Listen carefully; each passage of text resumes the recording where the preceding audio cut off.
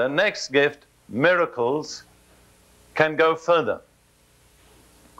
Miracles go beyond healings. For instance, and this is from an example that has occurred more than once in my ministry, if a person has what they call otitis media, which is inflammation of the middle ear, you can pray for it and it can be healed.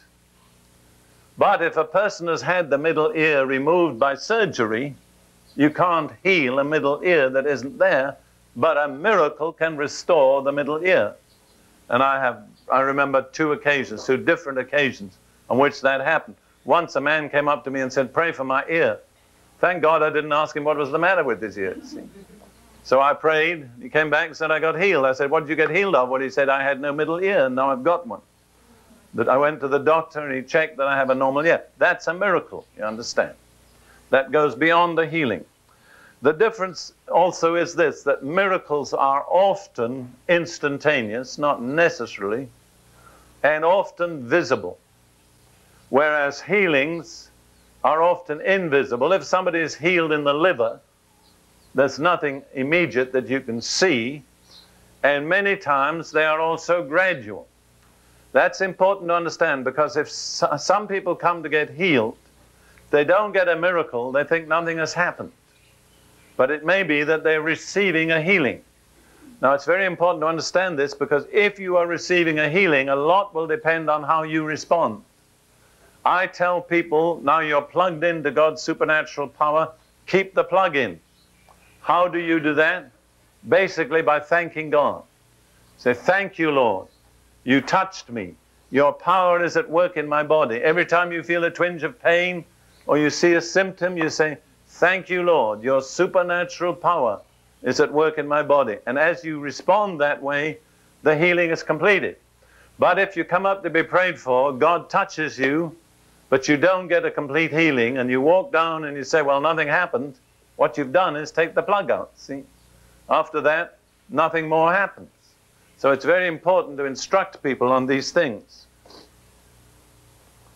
A miracle is frequently, I would say usually, released by a simple act of faith.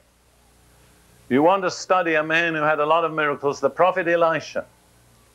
And almost every miracle that he performed was released by a rather ridiculous act of faith.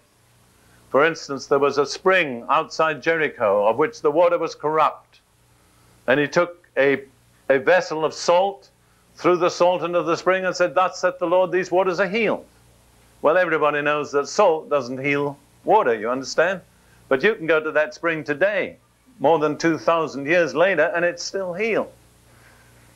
The salt didn't heal the spring, but the little act of faith released God's miracle power into the spring. Another time, the sons of the prophets were eating from a common pot of food, and they discovered it was poisoned. And Elisha just took some flour in his hand, threw it into the pot, and said, "Thus saith the Lord, the pot is healed." It was healed. The flour didn't heal the pot, but the simple act released the miracle of healing into the pot. Another time, one of his students went out to build something by the Jordan, took his axe, borrowed an axe to cut down some trees, and while he was chopping with the axe head flew off into the Jordan. Now, if you've never been in the Jordan, you might not realize how difficult that is, but the Jordan is a muddy river. There's at least 2 inches of just pure mud at the bottom. So the axe head didn't just lie on the surface at the bottom, it went down into the mud and disappeared. And Elisha said, "All right," took a little piece of wood, threw it into the Jordan, and as it floated there, the axe head came up to meet the wood. Now, the wood didn't pull the axe head up, but the casting of the wood into the Jordan released the miracle working power. You understand? See the principle? You usually have to do something silly to release a miracle. When a man born blind came to Jesus, Jesus spat on the ground, and everybody knows preachers don't spit in public. He made some clay with the spittle, anointed the man's eyes, and said, "Go and wash in the pool of Siloam." Well, that's ridiculous.